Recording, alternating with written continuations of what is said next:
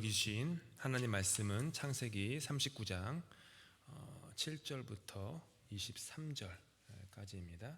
창세기 39장 7절부터 23절 함께 교독하도록 하겠습니다. 제가 먼저 7절 읽겠습니다.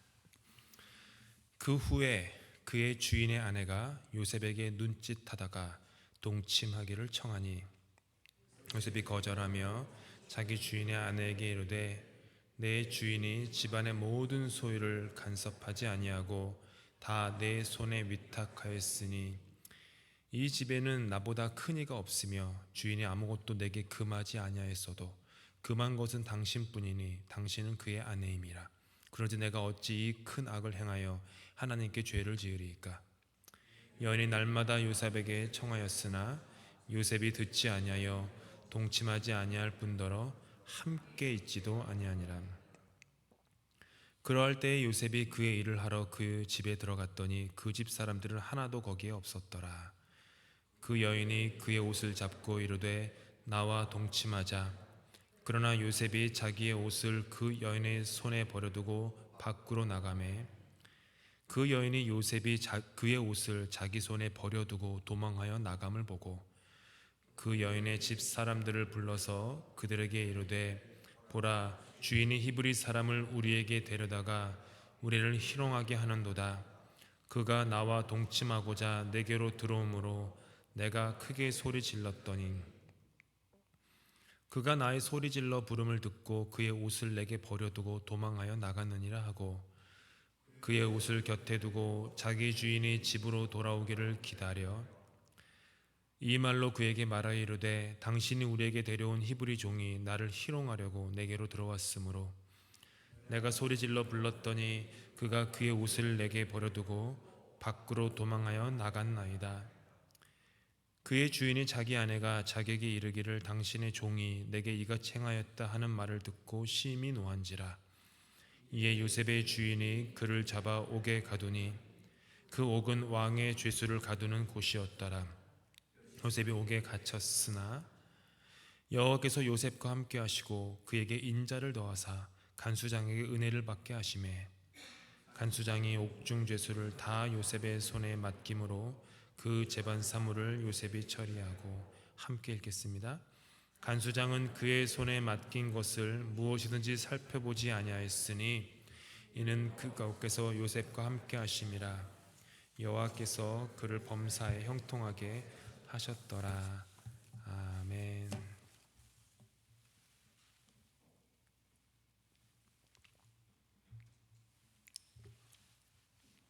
한국의 지난 글쎄요 한 80년대부터 한국의 이렇게 저변에 확대된 문화를 그냥 제가 이렇게 보면 저는 그냥 이렇게 방문화라고 그냥 생각을 합니다. 한국에 가면 방이 참 많습니다. 노래방, 찜질방, PC방, 키즈방. 한국 여행하셔서 그냥 좀 걸으시다 보면 수많은 간판에 방. 이와 같은 한국의 이 방 문화는요, 사실은 유서가 무척 깊습니다. 가장 대표적인 것이 기방입니다. 양반들이 기생의 노래 장단에 맞추어 유흥을 하거나 자기의 욕망을 채우던 곳이 기방입니다. 한국에서 사극을 하거나 한국에 아무튼 사극에 나오면 반드시 나오는 장면이 기방입니다. 기방 정치라는 말이 있습니다. 은밀한 정치적 막후 교섭이나 거래가 있는 것을 두고 기방 정치다 라고 말을 합니다. 기방은 사라졌지만 지금도 한국에는 이런 일들이 참 비일비재하여서 은밀한 정치적 거래 같은 것은 대부분 밀폐된 방에서 만난 후에 발표되는 경우가 다반수입니다. 인터뷰에 나오는 뉴스나 사진을 보면 언제나 어떤 그 방에서 나온 다음에 그 앞에서 사진을 찍거나 인터뷰를 해요. 대단한 거래 이루었다, 후보 단일화를 이루었다, 이러는 것 보면 대부분 다 방 앞에서 인터뷰를 합니다. 열린 장소에서, 공개적인 장소에서 토의를 하고 논쟁을 하여서 합의에 도출하는 경우들은 생각보다 많지 않습니다. 그런데 제가 캐나다에서 참 놀랐던 것이, 방송에는 캐나다 보면 이제 상원의 그 디베이트하는 모습들이 늘 중계되지 않습니까? 워낙 영어로 하는 디베이트니까 집중해서 볼 수가 없지만 모습을 보면요, 살벌해도 이런 살벌한 싸움이 없습니다. 그 좁은 공간에 이쪽에 트루도 총리가 갑자기 일어나가지고 막 욕하면서 거의 욕하다시피 막 뭐라고 그러면 저 반대당 오포지션 리더가 올라와가지고 또 막 뭐라고 그러고, 영국에 가면 똑같이 그렇게 합니다. 참 점잖지 못하다 이런 생각을 했는데 참 그게 더 점잖은 것 같습니다. 기방에서 기방 정치를 하지 않겠다라는 뜻이죠. 은밀하게 쑥덕쑥덕 해가지고 하지 않겠다. 워낙 이런 방문화, 방정치가 많다 보니까 우리는 일국의 대통령을 방에서 잃은 그런 경험도 있습니다. 방이라고 하는 것은 사실은 좋은 곳이죠. 쉬는 곳이죠. 밀폐된 공간이어서 다른 사람이 나를 보지 않고 내가 나 자신으로서 쉴 수 있는 곳이 방 아닙니까? 사랑방 이런 것도 참 좋은, 손님방 이런 거 아닙니까? 근데 방이라고 하는 좋은 문화와 전통이 인간의 욕망을 만나면요, 퇴색하기 마련입니다. 방이라는 밀폐된 공간에서는 도덕적 불감증이 생기기 쉽기 때문입니다. 지난 주일에 우리는 해질 무렵에 라는 제목으로 함께 말씀을 묵상하였습니다. 해질 무렵이 어떤 이에게는 그의 다가오는 낮을 밝은 낮으로 올바로 세우는 그런 어두운 밤이 되기도 하지만, 또 어떤 이에게는 그의 영혼이 무너지는 어두운 밤이 되기도 합니다. 형들의 음모로 이집트에 끌려간 요셉은요, 보디발이라고 하는 경비대장 혹은 경호대장의 노예가 됩니다. 요셉은 인격적인 좀 부족함과 다른 사람을 아직은 좀 이렇게 배려하지 못하는 미성숙함이 있었던 17세의 소년이었지만, 그가 가진 장점은 성실함이었습니다. 정직함이었고요. 요셉은 자신이 가지고 있는 이 하나님이 주시는 은사와도 다름없는 성실함과 정직함으로 보디발의 집에서 열심히 일을 하였습니다. 지난주에 우리가 이 부분에서 자세히 묵상하였습니다. 그러다 보니까 보디발의 눈에 요셉이 들어온 것입니다. 아브라함에게는 300명이 넘는 종들이 있었습니다. 보디발도 경호대장이니까, 이집트는 당시의 최강대국이 아닙니까? 그 최강대국의 경비대장, 경호대장, 경호실장 이런 사람인데 그의 집에 종이 얼마나 많았겠습니까? 그럼에도 불구하고 이 요셉이 눈에 띄었던 겁니다. 모든 종들 중에 그 누구보다 성실하고 거짓이 없었던 거예요. 그러니까 보디발의 눈에 요셉이 들어서 요셉에게 조금씩 일을 맡기다 보니까 결국은 보디발 집안의 모든 일을 총괄하는 그런 막중한 책임을 요셉이 갖게 되었습니다. 그렇게 종으로, 노예로 일하던 10년째가 27살이 이제 됐을 때예요. 그 즈음이죠. 지난주 본문의 마지막 절이 이렇게 끝났었습니다. 요셉은 용모가 빼어나고 아름다웠더라. 이거는요, 그냥 성경의 그냥 묘사라기보다는 당시에 이집트에서 전형적으로 사용되는 어떤 그 표현 방식입니다. 어떤 사람에 대해서 용모가 빼어나고 아름다웠다라고 하는 이집트식 표현이 있다면 그 사람에게 성적 매력이 철철 넘치는 그런 청년이었다, 이 뜻이에요. 이집트에서는요.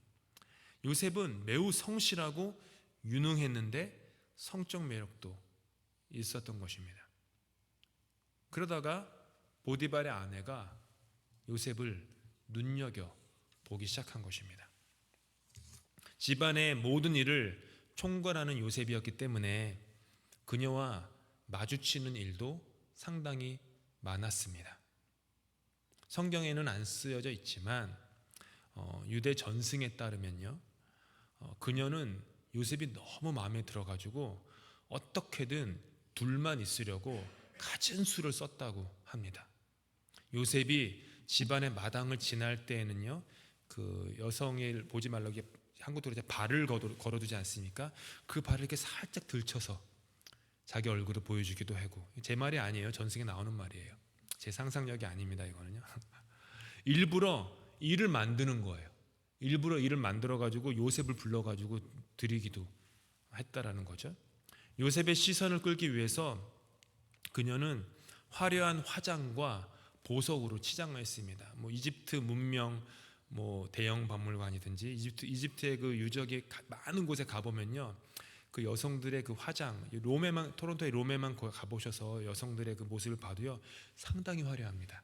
다른 지방의 어떤 여성들의 그 남은 조각상이나 이런 것들, 장신구들은 그냥 그런데 이집트의 것들은요, 그냥 화려해요. 그래서 그녀는 막 치장을 했다고 해요. 여러분, 여기 여자분들 얼굴을 제가 좀 봐야겠는데, 눈화장을 다 하셨네요. 안 하신 분 있으실 수도 있지만, 여러분, 이 눈화장이 어디서 시작되는지 아십니까? 어딜까요? 네, 제가 이 얘기를 왜 하겠어요? 눈화장은요, 이집트에서 시작됐습니다. 인류 최초의 눈화장은 이집트입니다. 그래서 그 여성들 보면 이렇게 많이 올라가 있어요. 이집트 그 그림을 보면은 여성의 눈이. 그러니까 그녀 역시 요셉의 눈에 들기 위해서 짙은 눈화장을 했습니다. 오늘 읽었던 7절에 보니까 눈짓을 했다라고 써 있어요. 잘 하지도 못하는 윙크를 이렇게 했다라는 게 아니에요. 이렇게 해봤자 이렇게 하죠. 그러니까 짙고 화려한 눈 화장을 한 상태로 요셉을 계속해서 유혹했다, 이 뜻이죠. 전승에 또 따르면 그녀는 하루에 옷을 3번 갈아입었다고 합니다. 하루에 옷을 3번이나 갈아입으면서 요셉의 그 주목을 받으려고. 그런데 요셉은 그녀에게 눈길 한번 주지 않았습니다. 성경에는 보디발의 그냥 아내라고만 나와서 이 여인의 이름이 무엇인지 알 수는 없습니다. 그런데 유대인과 같은 지역에 살지만 다른 문화권인 이슬람 문화권에서 갖고 있는 코란에 보면 요셉의 이야기가 나와요. 코란에 요셉의 이야기가 나오는 거 잘 모르시죠? 믿거나 말거나 나옵니다. 코란에는 요셉을 유혹한 보디발 아내의 이름이 질라이탄이라고 합니다. 질라이탄. 그 이야기가 이래요. 이건 성경이랑 이게 진리에 대한 얘기가 아니라 그 이야기가 그렇다라는 거예요. 보디발의 아내 질라이카가 요셉을 유혹했는데 요셉이 그것을 뿌리치고 문 쪽으로 도망을 쳤습니다. 오늘 성경을 보니까 요셉이 거의 도망치다시피 해요. 어떤 자기가 이길 수 없는 유혹 앞에서는 그러니까 허장성세 부린다고 해야 되나요? 그러면 안 돼요. 넘어져요. 내가 이까진 유혹, 이런 사람이 나한테 해도 나는 돈의 유혹, 성적 유혹, 나는 얼마든지 이길 수 있어 라고 그냥 자신감 있게 가다가는 꼬꾸라집니다. 언제나 겸손해야 돼요. 요셉은 도망쳤어요. 남자가 돼가지고 어떻게 도망쳐? 근데 요셉은 도망쳐요. 뒤도 안 돌아보고 도망치잖아요. 그러니까 코란에 이렇게 나와요. 도망쳤다. 근데 그녀의 손에 요셉의 찢어진 옷 조각이 쥐어져 있었어요. 문이 열리죠. 문 밖에는 보디발과 질라이카의 친척들이 있었던 거예요. 그녀는 자신의 무고함을 호소합니다. 그런데 사람들은 그녀가 쥐고 있는 옷 조각이 요셉의 그 옷 앞부분이 아니라 요셉의 뒷부분에 찢겨진 옷 조각임을 발견하게 돼요. 얘기는 뭐죠? 요셉은 도망치려 하였고 그런 요셉을 질라이카가 붙잡다가 요셉의 그 옷 뒷부분이 찢겨진 것이라고 상황 파악을 즉시 하게 돼요. 그 자리에서 보디발이 질라이카에게 요셉에게 사과하시오 라고 얘기했다고 합니다. 사과합니다. 후에 이 소문이 막 퍼져나가는 거예요. 걷잡을 수 없이 퍼져나가서 이 가십거리는 언제나 그 좋은 소식보다 이런 소식들이 빨리빨리 퍼져요. 보면 동서고금망론하고 그러죠. 그러니까 막 공경에 처하게 된 거예요. 그래서 그녀는 자신이 유혹을 이길 수 있는 상황이 아니었음을 증명하기 위해서 그 이집트의 귀부인들을 잔치에 초청을 합니다. 잔치를 열어가지고, 요게 이제 그 이슬람 문화권에 나오는 요셉, 질라이카 뒷옷을 잡고 하는 요 장면이 이제 유명한 그 이슬람권의 그림이죠. 그 다음에 이렇게 잔치를 열어요. 잔치 말미에 과일을 가져오게 합니다. 여인들이 이제 과도로 과일을 깎으면서 이렇게 보시는 것처럼 대화를 나누고 있는데, 그때 질라이카가 요셉을 불러옵니다. 이제 상상을 하셔야 돼요. 여인들이 이제 과일을 깎고 있어요. 근데 요셉이 딱 본 거예요. 용모에 너무 감탄을 해서 천사와 같다, 사람이 아니다 라고 하면서 감탄을 했다고 해요. 과일을 깎다가 넋놓고 요셉을 바라보다 보니까 여인들이 과도에 손이 베이게 된 거예요. 그래도 잔치상이 피범벅이 되었다. 너무 과장이 좀 심한데, 이거 좀 제가 인용하면서도 과장이 좀 심한데, 아무튼 얼마나 뭐 매력이 출중하면은, 저는 뭐 이렇게 아무리 유명한 BTS가 와도 여인들이 과도로 깎다가 이렇게 할 것 같지는 않은데, 아무튼 그랬대요. 믿거나 말거나. 그러니까 막 피범벅이 된 거예요. 그러니까 질라이카가 그것 보라고, 그것 보라고, 이처럼 요셉이 매력이 있는데 내가 어찌 그를 유혹하지 않을 수가 있겠어, 이렇게 막 호소했다라고 하는 거예요. 그날 밤 질라이카는 남편 보디발에게 자신은 이 유혹을 이길 자신도 없고 사람들의 손가락질을 감당할 수도 없으니까 요셉을 제발 감옥에 쳐넣어 주세요, 이렇게 요청을 했대요. 그래서 보디발은 요셉이 죄가 없음을 알았지만 도무지 어떻게 할 수 있는 방법이 없었기에 요셉을 감옥에 집어넣었다. 믿거나 말거나 그런 이야기가 있습니다. 유명한 이야기예요, 이슬람권에서는.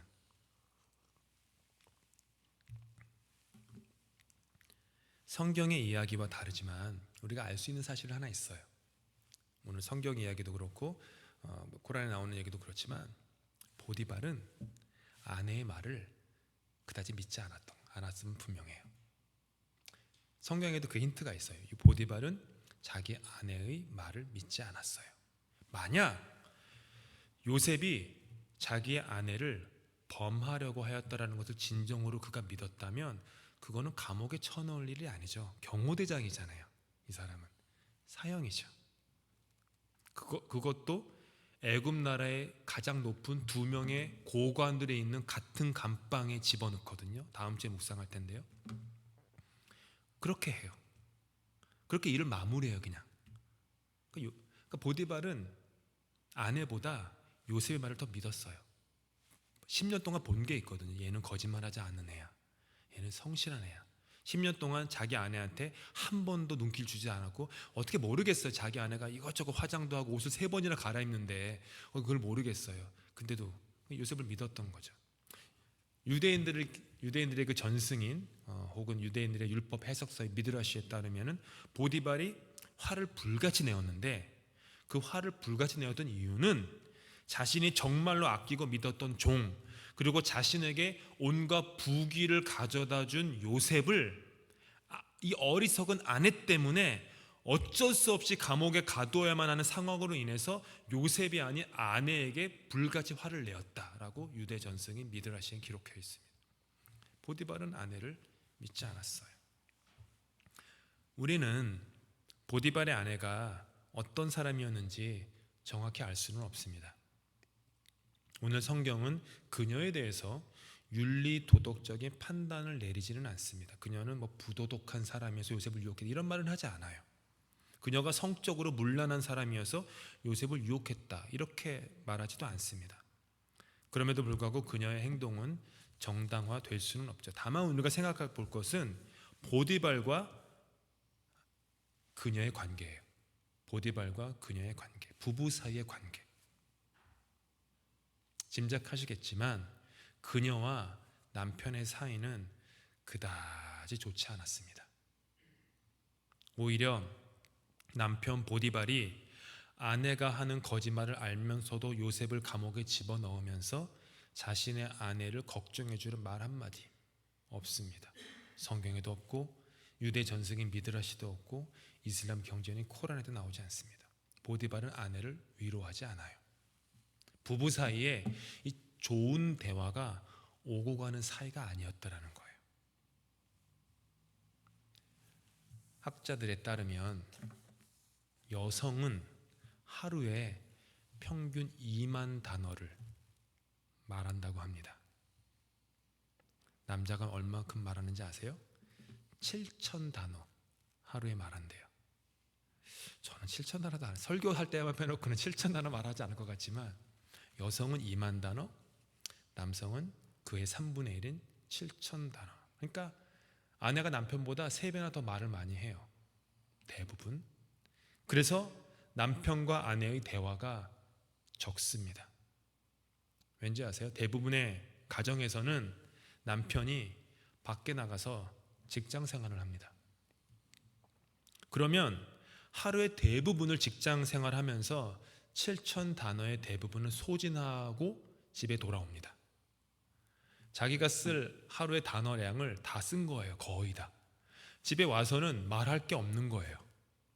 한국에서 유행했던 한 드라마에서는 경남 마산 출신의 무뚝뚝한 남편이 하루 종일 아내와 나누는 3마디의 대화를 희화화하게 됐습니다. 밥 먹자, 아는, 자자. 뜨끔하시는 분이 있다면 경남 마산 출신일지도 모르지만 밥 먹자, 아는, 자자.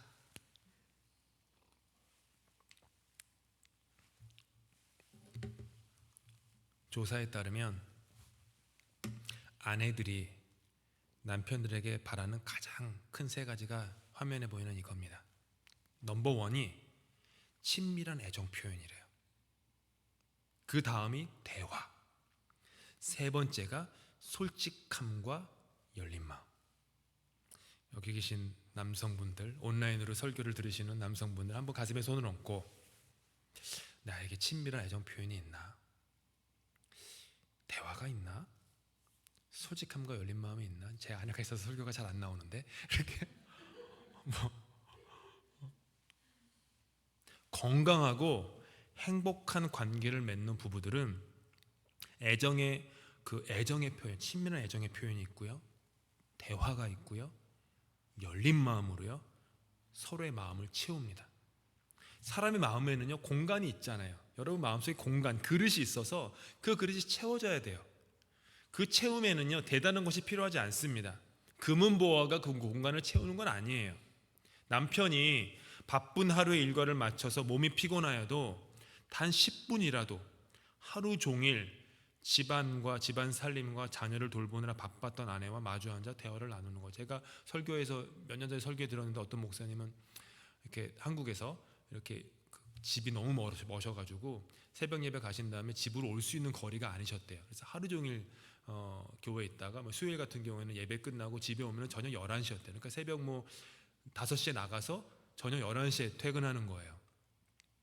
그래도 몸이 녹초가 돼도 반드시 무조건 1시간 앉아서 아내와 대화를 하는 대화. 무조건 매일 1시간. 왜냐하면 하루 종일 본인이 밖에서 그렇게 목회를 하고 수많은 사람을 만났을 때 자기 아내는 시어머니를 하루 종일 모시고 4명의 아이들을 돌보고 살림새를 돌보는 얼마나 지쳤겠어요. 근데 남편이 돌아와서 여보 나 힘들어 그런 얘기도 안 하고 그냥 잠만 자면 그게 어떻게 그럴 수 있냐라는 거죠. 그런 거 같아요. 화요일 제가 탁구를 마치고 집에 귀가를 할 때면, 수요예배를 마치고 귀가를 할 때면 저희 집 이제 차고 문이, 제가 차를 이제 차고로 집어넣는데 날이 더워가지고 차고로 집어넣는데 차고 문이 열리는 소리를 듣고 아내와 2 아이들이 문 앞에서 저를 놀래켜요. 자주 그래요. 그러면서 아내와 아이들이 저를 꼭 껴안아 줍니다. 어제도 그랬고 매번 그래요. 그러면은요, 이렇게 마음의 공간이 친밀함으로 차오르는 것을 매번 느낍니다. 둘째 아이 이한이는 하루에도 이렇게 몇 번씩을 저를 안아주, 걔는 안는 걸 좋아해요. 저를 안아주는 걸 좋아하는데, 그때마다 이제 제가 최근에는 몇 달 전부터인가요? 너무 제 아들이 저를 안아주는 게 갑자기 너무 고마운 거예요. 너무 고마워서 꼭 안아줄 때마다 제가 아빠를 사랑해줘서 고마워. 제가 이렇게 얘기해요. Thank you for loving me. 아빠 사랑해줘서 고마워. 정말 근데 진심이에요. 정말 제 진심이에요. 내가 뭐라고, 내가 이렇게 막 뭐 나쁜 아빠는 아닐지 모르지만 그렇게 뭐 대단한 아빠도 아닌데 이렇게 나를 이렇게 사랑해주나. 사랑을 받는 게 너무 그냥 감격스러운 거예요. 그래서 아빠를 사랑해줘서 고마워. 조건 없이 사랑해주는 그런 아이의 사랑을 통해서 마음의 공간이 채워져요. 여러분, 따뜻한 말 한마디면 돼요. 부부 사이의 관계, 자녀와의 관계, 교우 사이의 관계, 따뜻한 말 한마디. 대단한 말이 필요하지 않습니다. 따뜻한 말 한마디, 따뜻한 작은 행동 하나, 그거면 충분해요. 당신은 다 좋은데 이것 하나만 고치면 더 좋아질 것 같아.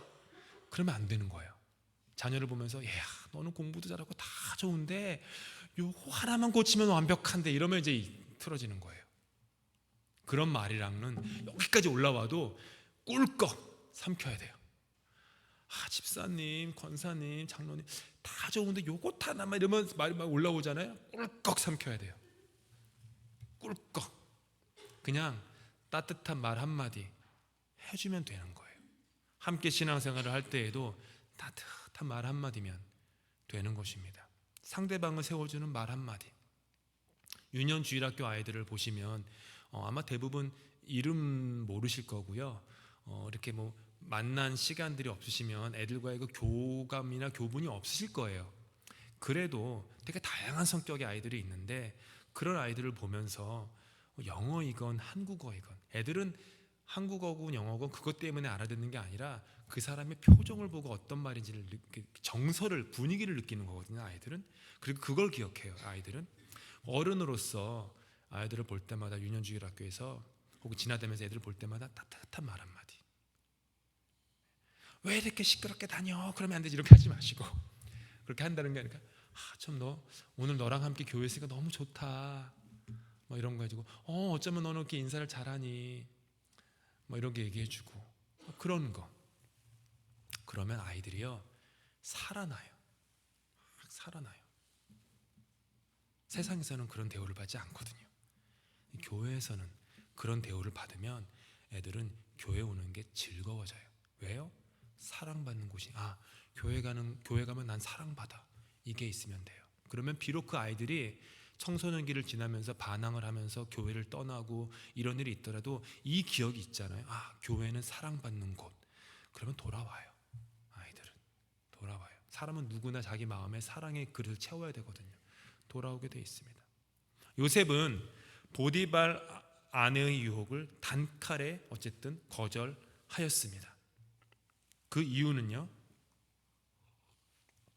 요셉이 사람과의 신뢰를 중요하게 여겼기 때문입니다. 함께 읽겠습니다. 시작. 내 주인이 집안의 모든 소유를 간섭하지 아니하고 다 내 손에 위탁하였으니 이 집에는 나보다 큰 이가 없으며 주인이 아무것도 내게 금하지 아니하였어도 금한 것은 당신뿐이니 당신은 그의 아내임이라. 그런즉 내가 어찌 이 큰 악을 행하여 하나님께 죄를 지으리까. 요셉은요, 자기에게 집안의 살림을 위임한 보디발의 신뢰를 중요하게 여겼던 사람이에요. 신뢰를 중요하게 여겼기 때문에 보디발이 명한 것을 지키고자 유혹을 거절했습니다. 사람과의 관계에서도요, 이 신뢰가 중요합니다. 신약 성경이 있고 구약 성경이 있습니다. 신약, 구약, 무슨 뜻이죠? 언약에 대한 책이라는 거. 언약이 뭔가요? 약속이죠. 약속이 뭔가요? 상호간의 신뢰입니다. 결국 하나님과 인간 사이에 신뢰에 대한 책이 성경이라는 거예요. 그렇죠. 그런 생각 안 해보셨죠? 하나님과 인간 사이의 신뢰에 대한 책, 성경. 그래서 성경에는요, 내가 너를 떠나지 않겠다, 내가 너를 버리지 않겠다, 내가 너를 위해 죽겠다, 내가 너와 함께 하겠다. 하나님이 계속해서 막 신뢰를 표현하세요. 계속 인간에게 돌아와라, 돌아와라, 돌아와라. 약속하지 않았니? 돌아와라. 신랑과 신부의 비유를 들기도 하고 수많은 얘기를 하면서 돌아오라. 인간은 계속 신뢰를 저버리고 떠나고 등 돌리고, 그래도 하나님은 기다리고 용서하고 심지어 자기 아들까지 대속문을 주실 정도로 신뢰에 대한 기록, 이게 성경이에요. 하나님께서 신뢰를 얼마나 중히 여기는지 알 수 있는 것입니다.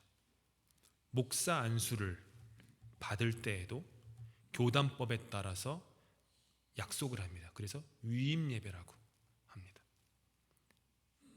권사나 장로로 임직을 받을 때에도 회중 앞에서 약속을 합니다.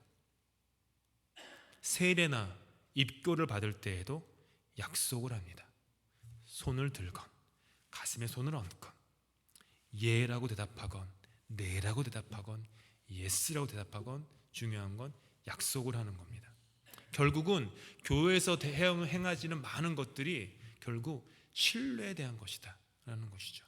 신뢰를 중히 여기는 것이 결국 신앙생활을 바로 하는 것입니다. 요셉은요, 또한 하나님께 신뢰를 지키고자 하는 그 신앙의 바른 마음이 있었습니다. 보디발의 부인에게 요셉이 뭐라고 했어요? 내가 어찌 이 큰 악을 행하여 하나님께 죄를 지으리이까? 그러니까 이게 뭐죠? 비록 이집트의 노예가 되어서 살고 있었지만 나는 하나님을 의식하고 있습니다. 그분이 보이지 않아도 나는 그분을 의식하고 있습니다. 다른 말로 하면은 나는 늘 하나님의 눈치를 보는 사람입니다 라는 거예요. 하나님의 눈치를 보기 때문에 하고 싶은 말이 있어도 하지 않고, 하나님의 눈치를 보기 때문에 내 욕망이 가는 길은 왼쪽이지만 어떻게든 오른쪽으로 가려고 나를 쳐서 복종시키려고 하고, 하나님의 눈치가 있기 때문에, 하나님의 눈치를 보기 때문에 마음이 막 급해도 내 영혼아 잠잠해라, 너는 하나님을 알지어다, 이렇게 나한테 막 명령하는 거예요. 신뢰를 지키기 위해서 하나님과의 어려운 노예 생활 중 총괄 집사가 되어 그나마 형편이 나아졌을 때에도요, 요셉은 하나님을 의지했습니다. 그리고 하나님과의 신뢰를 지켰습니다. 사람과의 신뢰를 지킬 줄 아는 것이 요셉이었고요, 하나님과의 신뢰를 지켰던 것이 또 요셉이에요. 그것이 요셉이 유혹을 이겼던 비결이었어요. 성 어거스틴이 이런 말을 했습니다. 새가 머리 위에 날아가는 것은 우리 잘못이 아니다. 하지만 새가 머리 위에 둥지를 튼다면 그것은 우리 잘못이다. 아주 중요한 말입니다. 새가 우리 머리를 지나가다가 뭐 싸가지고 머리 좀 떨어지고 그러는 거 있죠. 그럴 수도 있죠. 우리 잘못은 아니에요. 그런데 새가 내 머리 위에 있도록 가만히 두어서 둥지를 틀 때까지 가만히 둔다면 그거는 분명히 우리의 잘못이다. 유혹을 그렇게 오랫동안 내 머리 위에 둥지 틀도록 둔다라는 것은 우리 잘못이다 라는 것이죠. 요셉은요, 보디발 아내의 유혹에 넘어감으로 인해 얻을 수 있는 유익이 많았습니다. 그녀의 유혹에 한번 넘어가면 앞으로 그녀로부터 받을 호의, 편의, 넉넉한 삶을 영위할 수도 있었어요. 집안을 총괄하는 요셉은요, 어쩌면 조금도 들키지 않게 일을 처리했을 수도 있어요. 그리고 만약에 그녀의 청을 계속 거절하다 보면 그녀의 자존심에 금이 가게 될 거고, 그렇게 되면 자기에게 불이익이 올지도 모른다는 걸 요셉은 알았어요. 그런데 요셉은 성실했어요. 사람 앞에서, 하나님 앞에서 그는 신뢰를, 신의를 지키려고 하였습니다. 그는 늘 내가 하나님 앞에 있는 존재임을 잊지 않았던 것이죠. 비록 요셉은 하나님의 직접적인 계시를 받지도 않고 음성을 들은 적도 없어요. 아브라함, 이삭, 야곱, 자기의 선조들은 전부 다 하나님을 직접 보거나 음성을 들었는데 요셉만은 창세기에 유일하게 하나님을 직접 보지도 못하고 음성을 들은 적, 그러니까 계시가 없었던 사람이에요. 요셉은. 그런데 요셉은 언제나 하나님과 함께 걸어가는 신앙생활을 했었죠. 함께 읽겠습니다. 시작. 그런즉 선주를 생각하는 자는 이제는 내 발로 내 손으로 어느 정도 삶을 일구어냈으니 참 평안하고 좋구나 하는 그때가 넘어지기 쉬울 때입니다. 여러분, 유혹에 넘어질 때는요, 삶의 고난이 있을 때가 아니에요. 삶이 편안할 때 유혹에 넘어갑니다. 배고플 때에는요, 하나님을 찾습니다. 배부르면 하나님을 잊습니다. 내가 교회를 알고 성경을 알고 사람을 알고 나를 알고 남을 알고 신앙생활을 안다라고 할 그때가 내 신앙의 위기입니다. 경고등이 반짝반짝반짝 하는 거예요. 제각 눈치를 채야 합니다. 23절은 말합니다. 함께 읽겠습니다. 시작. 여호와께서 요셉과 함께 하심이라. 여호와께서 그를 범사에 형통하게 하셨더라. 억울하게 누명을 쓰고 있었어도 여호와는 요셉과 함께 하셨습니다. 여호와께서 함께 하심으로 말미암아 요셉은 바로 설 수 있었습니다. 요셉은 자기 스스로 선줄로 생각하지 않았어요. 그것이 그가 10년 동안 애굽에서 종살이를 하면서 훈련과 단련을 통하여 내면에 키워간 성실한 신앙의 모습이었습니다. 후에 애굽의 제상이 된 후에도요, 스스로 선줄로 생각하지 않았습니다. 그는 하나님과의 관계에서의 단 한순간도 이미 이룬 줄로 생각한 적이 없었습니다. 앞에 있는 표대를 향해서 성숙과 성장과 정결함과 순전함을 향해서 달려가는 움직임이 있는 신앙 여정이었던 거죠. 요셉은 말씀의 사람이었어요. 첫 시간에 나누었듯이 아까도 말씀드렸다시피 요셉은 하나님을 직접 만난 적이 없었습니다. 우리도 마찬가지예요. 여러분 중에 하나님의 계시를 직접 들으신 분이 얼마나 있으십니까? 그게 맞는지 틀린지도 제가 모르겠지만 증명이 안 되는, 없잖아요. 하나님을 본 적도 음성을 들은 적도 없는 게 요셉입니다. 그래서 요셉은 말씀의 사람이었습니다. 말씀이 요셉 마음에 딱 중심을 잡았던 거예요. 요셉은 그래서 중심 잡힌 인생을 살았습니다. 교회 생활만 하면요, 반드시 상처받고 무너집니다. 교회 생활만 하면 이번 주 주일에도 잠깐 나누겠지만 교회가 나에게 무엇을 주는가, 교회의 사역 프로그램으로 나와 나의 자녀가 무슨 이익을 얻을까만 생각합니다. 그러면 언젠가 무너지게 되어 있습니다. 중심이 바로 잡혀 있지 않기 때문이에요. 나에게 오는 유익에 중심이 잡혀 있으면 유익이 되지 않을 때에는 무너지는 거예요.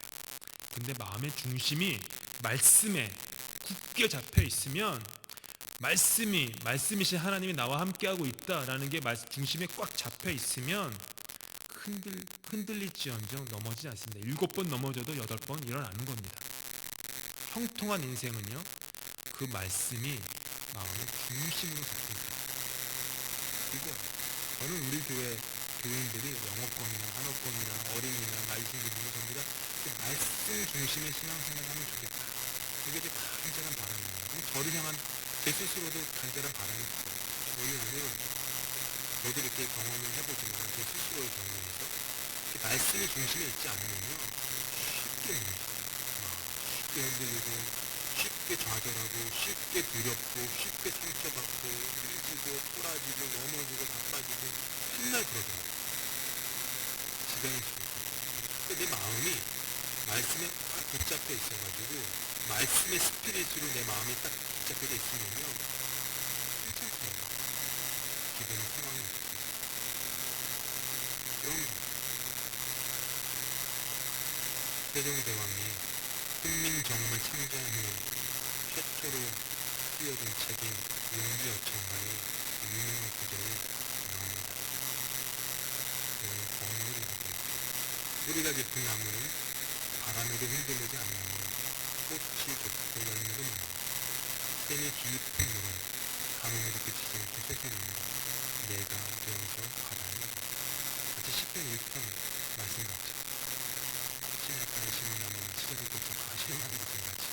물론 내 안에 크리스찬이 아니었겠지만 그런 말이에요. 중심이 뿌리가 깊은, 뿌리가 말씀에 깊이 박힌 그런 사람이 큰 바람에 흔들리지 않고 꽃도 좋고 열매도 많고 성경의 비유를 따지면 그림자도 가지가 많아서 그림자가 많아서 수많은 들짐승들과 새들이 쉬어가는 큰 품을 주는 큰 나무가 장대한 나무가 된다.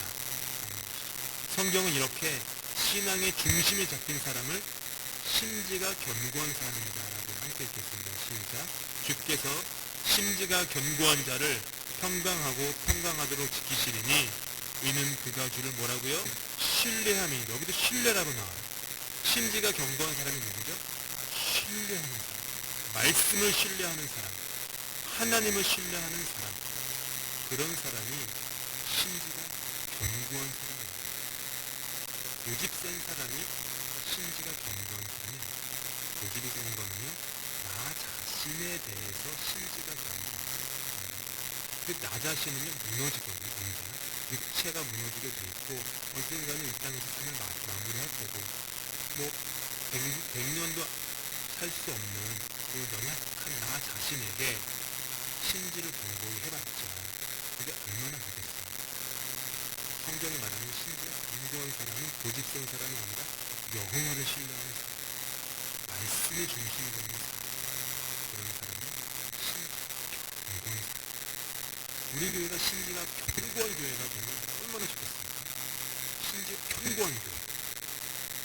사람이 숫자가 얼마이건 사역 프로그램이 보면 얼마이건 뭐가 됐건 간에 심지가 견고한 교회. 말씀이 중심에 쏟은 말씀이 중심으로 꽉 잡힌 교회. 이는 그가 주를 신뢰하느니 말씀과 성령으로 그렇게 심지가 꺼내지는 요셉처럼 그런 신앙생활을 저와 여러분 다 하실 수 있기를 축복합니다. 그러면 우리가 좋아하는 찬송과 고백이 우리의 진심 어린 고백이 될 거예요. 굳건한 반석이시니 그 위에 내가 서리라. 그 위에 내가 서리라. 기도하고 마치겠습니다. 요셉은 유혹을 이겼습니다. 요셉이 대단한 사람이어서가 아니라 요셉 안에 하나님을 신뢰하는, 말씀을 신뢰하는, 하나님의 약속을 신뢰하는 그 마음이 요셉으로 하여금 그 거친 유혹을 이길 수 있도록 하였습니다.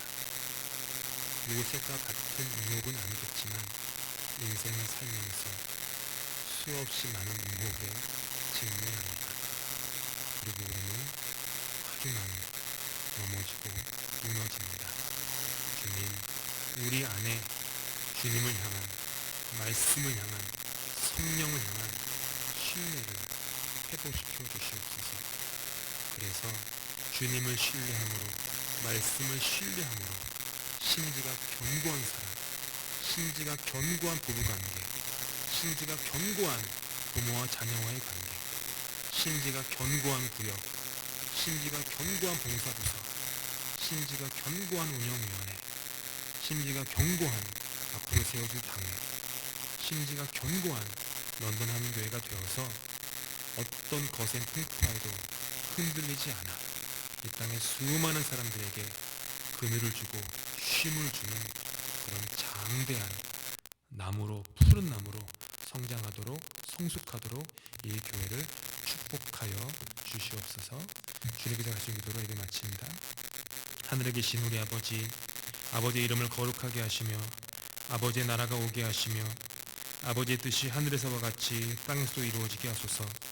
오늘 우리에게 일용할 양식을 주시고 우리가 우리에게 잘못한 사람을 용서하여 준 것 같이 우리 죄를 용서하여 주시고 우리를 시험에 빠지지 않게 하시고 악에서 구하소서. 나라와 권능과 영광이 영원히 아버지의 것입니다. 아멘.